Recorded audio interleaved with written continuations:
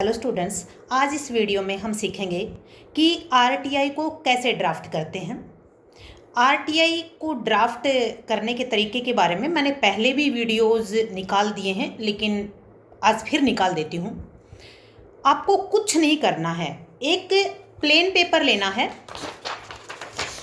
आप किसी भी स्टेट में रहते हो, आपको एक प्लेन पेपर लेना है और उस प्लेन पेपर पर आपको क्या लिखना है।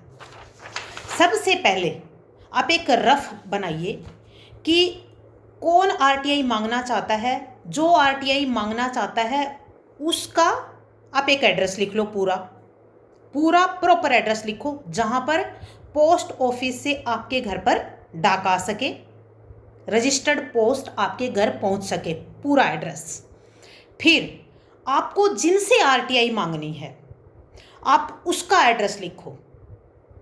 आपको जिस भी ऑफिसर से आरटीआई मांगनी है या जिस भी डिपार्टमेंट से आरटीआई मांगनी है, उसमें जिस अधिकारी से रिलेटेड वो है ना, तो कोशिश करो, सर्च करो कि ये किस अधिकारी से रिलेटेड डिपार्टमेंट में मिलेगा और कौन अधिकारी है, किस पद का अधिकारी है, तो उसका एड्रेस निकालो। ठीक है। और यदि आपको एड्रेस पता है तो आप बाई हैंड भी जाकर दे सकते हो उस एड्रेस पे, पर एड्रेस आपको लिखना होगा, चाहे वहां से लेकर लिखो आप। तो हमारे पास क्या चीज हुई, एक तो जिनके पास भेजेंगे उनका एड्रेस रफ कागज में लिखो, जो आदमी आरटीआई मांगना चाहता है उसका प्रॉपर एड्रेस रफ कागज पे लिख लो। फिर दूसरी बात, हमें क्या चाहिए, हम किसके बारे में आरटीआई मांगना चाहते हैं, हमें क्या चाहिए आरटीआई में, वो बात आप रफ पेपर पर लिख लो कि मैं आरटीआई में ये मांगना चाहता हूँ। भाई सरकारी स्कूल के यदि आप टीचर्स के बारे में पता करना चाहते हो तो आप भाई अपने जो सरकारी स्कूल में टीचर्स पढ़ाते हैं वो कौन कौन से टीचर हैं और उनकी डिटेल प्रदान की जाए। ठीक है, आपका ये क्वेश्चन है।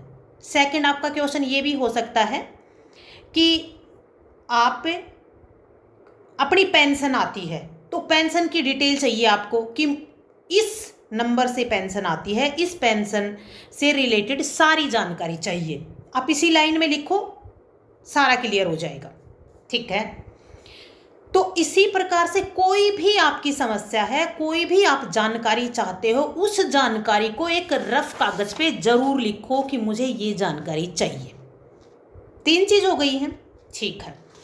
अब ये जो 3 चीजें हैं ना, इन 3 चीजों को हम एक प्लेन पेपर पर अपने, चाहे हाथ से लिख लो, चाहे आपको टाइपिंग आती है तो आप टाइप कर लो उसको।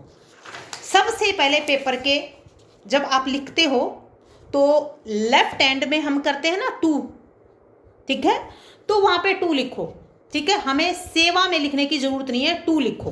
फिर जैसे हमने यहां पर 2 लिखा, यहां पर जिस अधिकारी से हम इंफॉर्मेशन मांगना चाहते हैं उस अधिकारी के स्पेशल इंफॉर्मेशन ऑफिसर, विशेष सूचना अधिकारी, आप लिखो 2 यहां पे। ठीक है, तो स्पेशल इंफॉर्मेशन ऑफिसर, फिर किससे रिलेटेड ऑफिसर, उस डिपार्टमेंट का नाम और प्लेस यहां पर लिख दो।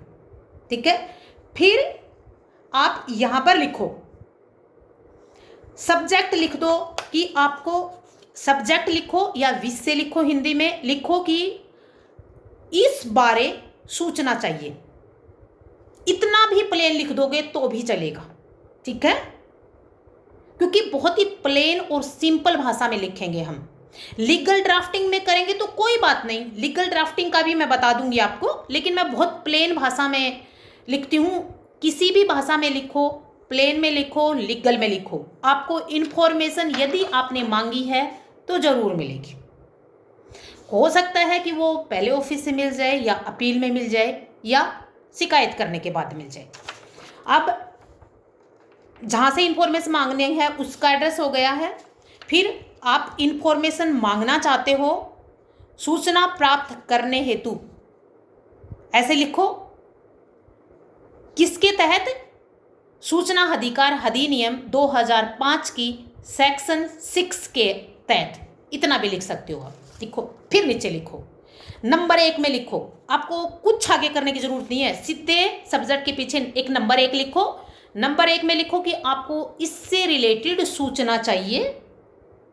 फिर यदि आपको और सूचना चाहिए तो नंबर 2 पे लिख दो, इससे संबंधित सूचना प्रदान करें। ठीक है, तो जितनी आपको सूचना 1 2 3 जितनी भी चाहिए हमेशा लिखे सूचना प्रदान करें। कभी भी मत लिखो कि क्या किया आपने, कैसे किया आपने, इस तरह के क्वेश्चन कभी मत करो, सीधे से करो इसके बारे में प्रार्थी को सूचना चाहिए, सूचना प्रदान की जाए। फिर हमेशा साथ लिखो कि जितने भी दस्तावेज प्रार्थी ने सूचना में मांगे हैं उन सब दस्तावेज की अटेस्टेड कॉपी प्रदान की जाए, ये हमेशा लिखो।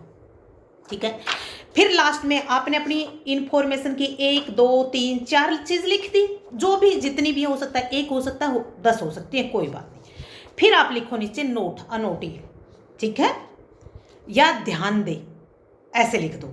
लिखो, उसमें लिखो कि प्रार्थी को ऊपर मांगी गई सारी सूचनाएं स्पष्ट रूप से दी जाएं, सही सूचना प्रदान की जाए।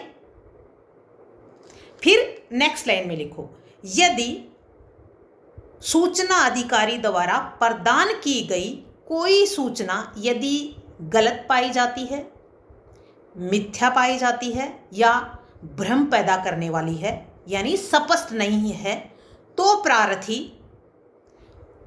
सूचना अधिकारी की शिकायत स्टेट इंफॉर्मेशन कमीशन को करेगा, राज्य सूचना आयुक्त को करेगा। इतना लिखो, इतना लिख के फिर आप अपना नीचे अप्लीकेंट या प्रार्थी आप लिखो यहाँ पे, फिर आपका पूरा नाम, आपका पूरा एड्रेस, आपके मोबाइल नंबर, पिन कोड सहित लिखो। आपका फुल एड्रेस यहाँ पे लिख दो, प्रार्थी का जिसे मांगनी है उसका यहाँ पर लिखो। ठीक है, ये सारी चीज़ लिखो और फिर आप ये सारा करके इसमें एक चीज़ यहाँ पर जगह बचेगी। ठीक है, वहाँ पर भी लिख सकते हो नोट करके कि प्रार्थी ने 10 रुपए का नोट इतने नंबर है जो प्रार्थना पत्र के साथ संकलित किया है। या फिर आपके पास यदि पोस्टल ऑर्डर है तो 10 रुपए का पोस्टल ऑर्डर खरीदो, पोस्टल ऑर्डर के नंबर लिख दो। आप पोस्टल ऑर्डर की रिसिप्ट अपने पास रखना, इसकी फोटोकॉपी, उस नोट की फोटोकॉपी या पोस्टल ऑर्डर की फोटोकॉपी अपने पास रखना। ठीक है, और वो जो एप्लीकेशन आपने लिखी है वो एप्लीकेशन और वो 10 रुपए का नोट या पोस्टल ऑर्डर वो आप रजिस्टर्ड स्पीड पोस्ट से जो जहाँ पहुँचाना है उसके प्रॉपर एड्रेस पे स्पीड पोस्ट करवा दो। याद रखना, कोशिश करो कि स्पीड पोस्ट करवाओ। बाई हैंड इमरजेंसी है तो दो, अदरवाइज बाई हैंड मत दो आप। ठीक है, सजेस्ट यही करूँगी कि बाई हैंड मत दो आप। ठीक है, तो इसीलिए अगर आपको कोई भी क्यूरी है इनसे रिलेटेड, यदि आपको आरटीआई ड्राफ्ट करना है, आपको नहीं आती है, आपको किसी डिपार्टमेंट से कोई सूचना मांगनी है, तो प्लीज़ आप मेरे चैनल के अबाउट में जाके आप नंबर ले सकते हो और वहाँ पे व्हाट्सअप कर सकते हो। ठीक है, तो अगर कोई भी क्यूरी है तो आप पूछ सकते हो। ठीक है, बाय, जय हिंद, जय भारत।